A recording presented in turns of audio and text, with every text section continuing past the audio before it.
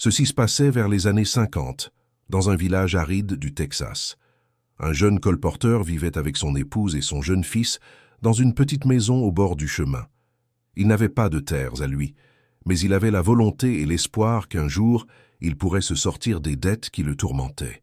À chaque aube, il sortait travailler les poches vides et le front baissé, rêvant de posséder un jour ce qui était à lui, même si, pour l'instant, ni le soleil ni les dettes ne lui donnèrent de répit. Un matin, il se rendit à l'épicerie du village. Elle n'était pas belle, c'était une vieille masure peinte avec des restes de peinture blanche. Par une fenêtre ouverte, on voyait des sacs de farine, des bottes de haricots, du sucre en morceaux et du tabac bon marché. C'était l'endroit où tout le monde allait, et la moitié du village y était endettée. Il poussa la porte. La charnière rouillée grinça comme un doigt accusateur. Les regards se braquèrent sur lui. L'épicier, un homme corpulent, au visage rouge et aux yeux froids, éleva la voix comme celui qui lance une pierre pour briser quelque chose. « Tiens, voilà celui qui vit à crédit. » La phrase tomba comme une gifle.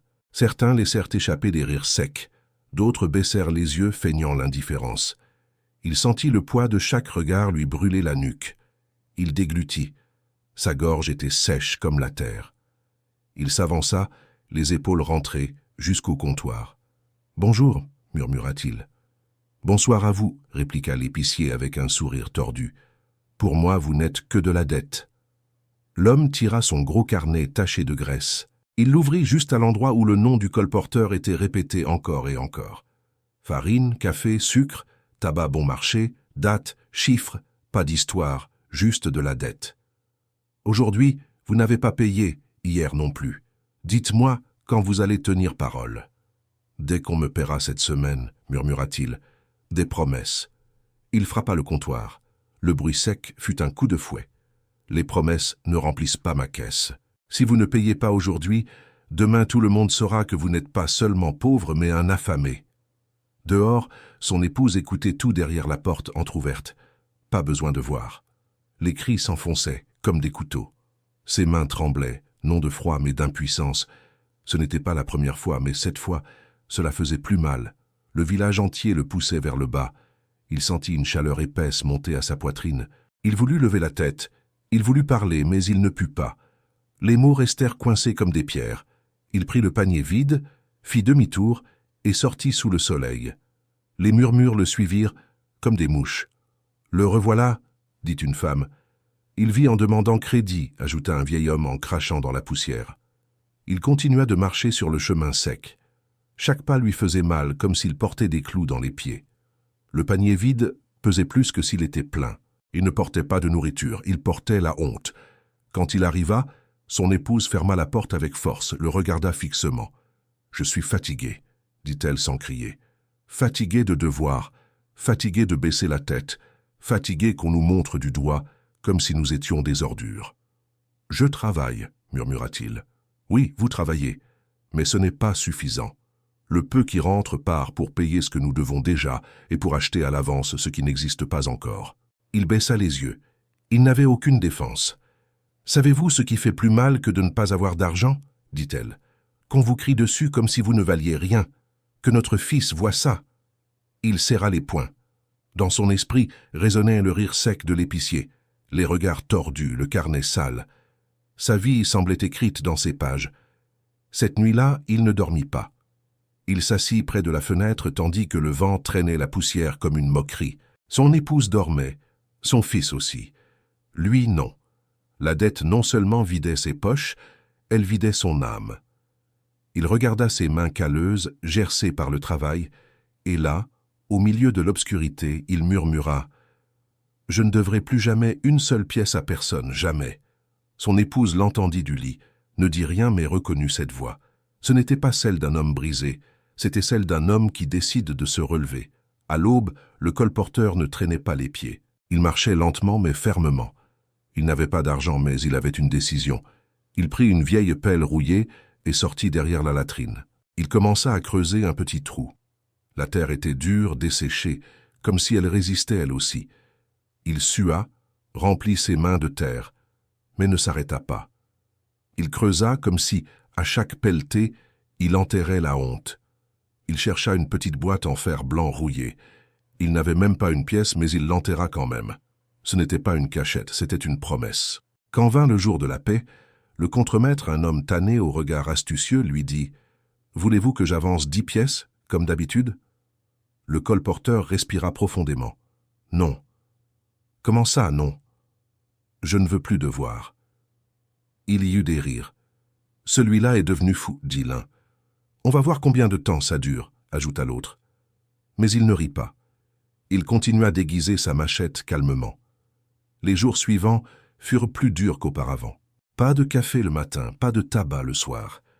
La nourriture était rare, la marmite bouillait à vide, mais cela faisait mal différemment. Ce n'était pas la misère d'un esclave, c'était celle d'un homme qui lutte, et cette misère, bien qu'amère, avait de la dignité. Pour éviter que l'épicier ne le harcèle, il fit quelque chose qui lui fit mal comme un coup.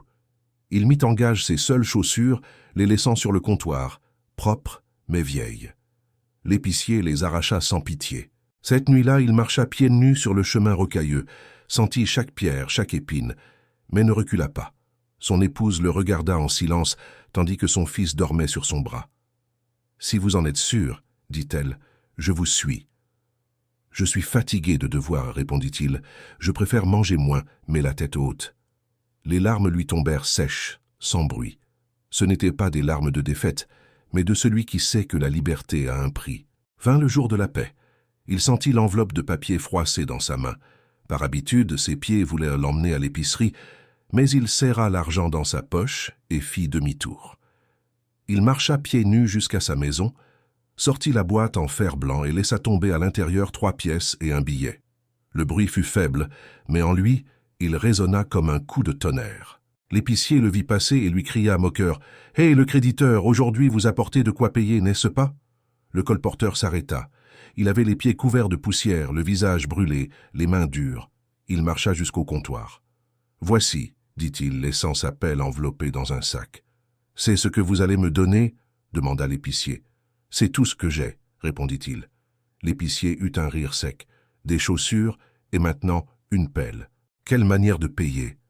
Mais ce rire ne lui faisait plus mal, car cet homme qui entrait courbé auparavant sortait maintenant debout, et bien qu'il n'eût ni chaussures, ni pelle, ni luxe, il avait récupéré ce qui était le plus cher, sa voix. Les mois passèrent, lents, silencieux, difficiles. Chaque quinzaine, lorsqu'il recevait sa paie, la première chose qu'il faisait n'était pas de courir à l'épicerie, ni de regarder ce qui manquait à la maison. La première chose était de mettre de côté une partie et de la garder. Ce n'était pas beaucoup, quelques pièces, des billets pliés, mais il le faisait avec la fermeté de celui qui, sans le dire, avait décidé de briser une chaîne. La boîte en fer blanc, celle-là même qui avait été vide et rouillée derrière la latrine, commença à avoir du poids. Chaque pièce qui tombait à l'intérieur sonnait doucement, sèchement, mais dans sa poitrine, elle résonnait comme un tambour. Ce n'était pas seulement de l'argent, c'était de la dignité conservée morceau par morceau. La tentation le suivait comme son ombre. Il passait devant l'épicerie et l'odeur du café chaud l'enveloppait. Le tabac, la viande salée, les bouteilles brillantes, tout lui murmurait « Juste un peu, personne ne le remarquera ». Mais il ne cédait pas. Il savait ce que coûtait ce plaisir, l'humiliation, la dette, la honte. Il avait appris quelque chose que personne ne lui avait enseigné. Pour sortir de la dette, il faut apprendre à dire non. Et le plus difficile est de le dire devant le miroir. Chaque quinzaine, il répétait le même rituel. Il n'y avait pas d'applaudissements ni de témoins, juste du silence, de la sueur et de la discipline. Dans un petit village, même le silence se remarque. Les voisins le regardaient avec curiosité. L'un d'eux, un vieux colporteur fatigué de devoir, lui dit un jour « Et à quoi ça sert d'économiser si nous allons mourir pauvres de toute façon ?» Le colporteur répondit sans élever la voix « Ça sert à ce que, même si je meurs pauvre, je ne meurs pas en devant. » Un jour, l'épicier lui cria de nouveau dessus devant tout le monde, mais cette fois, il ne trembla pas. « Allez-vous payer ou non ?» rugit l'homme corpulent derrière le comptoir. Le colporteur mit la main à sa chemise et sortit l'enveloppe qu'il préparait depuis des semaines. Il la posa sur le bois sans hésitation. « Oui, dit-il, mais ce sera la dernière fois que je vous devrai un centime. » L'épicier ouvrit l'enveloppe. L'argent était exact, ni plus ni moins. Le magasin entier se tut. Les clients l'observèrent, sans moquerie. Personne ne dit rien quand cet homme maigre franchit la porte. Ce n'était pas nécessaire. Il marcha la tête haute. Son silence fut son cri. Cette nuit-là, dans la petite maison en terre cuite, son épouse l'étreignit. Ce ne fut pas une étreinte de fête, mais de soulagement. « Nous avons tout payé », dit-elle d'une voix tremblante. Il répondit, « Nous avons payé hier. Aujourd'hui, nous commençons à vivre pour de vrai. » Depuis ce jour, chaque centime avait une destination. Juste assez de nourriture, outils nécessaires, une partie mise de côté dans la terre, rien de plus, sans emprunt, sans faveur, qui sont payés en paroles et en humiliation. Dans un village où tout le monde devait quelque chose, celui qui ne devait pas commençait à briller même s'il n'avait rien d'autre. Avec le temps, les gens remarquèrent son changement. Il ne demandait plus crédit, n'apparaissait plus sur la liste de l'épicier, ne baissait plus la tête. Ses vêtements étaient toujours vieux et sa maison humble, mais il marchait droit. Il avait appris l'une des leçons les plus dures. Il n'est pas nécessaire de gagner plus pour vivre mieux. Il faut arrêter de devoir. Parce que la dette ne vole pas seulement l'argent. Elle vole la voix, elle vole le temps, elle vole la dignité. 3 années passèrent sans miracle, sans coup de chance, juste du travail et du silence. La boîte en fer blanc cessa d'être seulement une boîte. Elle devint un symbole. Avec ses pièces mises de côté une à une, il acheta un lopin de terre sèche au bord du village. Terre dure, pauvre, mais la sienne, payée sans papier taché, sans noms étrangers. Lorsqu'il signa l'acte devant le notaire, il sentit qu'il respirait profondément pour la première fois de sa vie. Son épouse l'étreignit fort. Elle ne dit pas « Nous avons réussi ». Elle ne dit rien, elle posa simplement son front sur son épaule, car il y a des victoires qui n'ont pas besoin de mots. L'épicier restait à son comptoir, toujours aussi corpulent, toujours aussi arrogant, mais quelque chose avait changé. Il n'avait plus de pouvoir sur lui. Un après-midi poussiéreux, il le vit passer et l'appela d'un ton différent, presque aimable. « Fais, colporteur, si un jour vous voulez du crédit pour améliorer votre petite maison, vous savez où je suis. » Le colporteur s'arrêta, le regarda dans les yeux. Il n'y avait pas de haine, juste du calme. « Je n'ai plus besoin de crédit, monsieur, » dit-il. « Je paie avec des faits, et si je n'ai pas, je n'achète pas. » L'épicier baissa les yeux. Cet homme qui l'humiliait autrefois avait maintenant quelque chose qu'il ne pouvait pas vendre, la dignité. Les mêmes voisins qui riaient de son refus des avances commencèrent à lui rendre visite. Ils voulaient savoir comment il avait fait, comment quelqu'un, sans études, sans héritage, avait réussi à obtenir de la terre sans devoir à personne. « Il n'y a pas de secret, disait-il, assis sur le banc en bois sous le porche. J'ai juste arrêté de vivre comme si demain était éternel. » L'un d'eux murmura « Mais c'est difficile. On a toujours besoin de quelque chose. » Le colporteur le regarda fixement. « Ne confondez pas besoin et habitude. Le besoin, c'est manger. L'habitude, c'est dépenser ce que vous n'avez pas. » Les mots restèrent suspendus dans l'air chaud. Personne ne répondit, mais tout le monde comprit. À chaque aube, le colporteur marchait sur sa terre. Elle n'était pas fertile, elle n'avait pas d'irrigation ni de clôture brillante, mais elle était sienne. Il plantait le juste, récoltait le juste. Le plus important, il ne devait rien à personne. Personne ne l'appelait pour le harceler. Personne ne pouvait lui mettre une laisse invisible autour du cou. C'était un homme pauvre, oui, mais avec le dos droit et le cœur en paix. Et dans ce village, cela valait plus qu'une maison peinte ou un chapeau neuf. Un soir, tandis que le soleil se couchait derrière les collines, il s'assit avec son épouse sur le porche. Elle cousait en silence. Il regardait sa parcelle sèche. « Tu te souviens quand on nous criait dessus au magasin ?» dit-il. « Oui, répondit-elle. »« Plus jamais, dit-il, serrant la terre avec sa botte. Parce que quand un homme apprend à ne pas devoir, le monde cesse de lui tenir la laisse au cou. » Elle sourit. C'était un sourire sans luxe, mais plein de victoire. Le lendemain, un jeune compagnon arriva chez lui à l'aube. Il avait le même regard fatigué qu'il avait eu des années auparavant. Vide d'argent, vide de direction. « Que dois-je faire ?»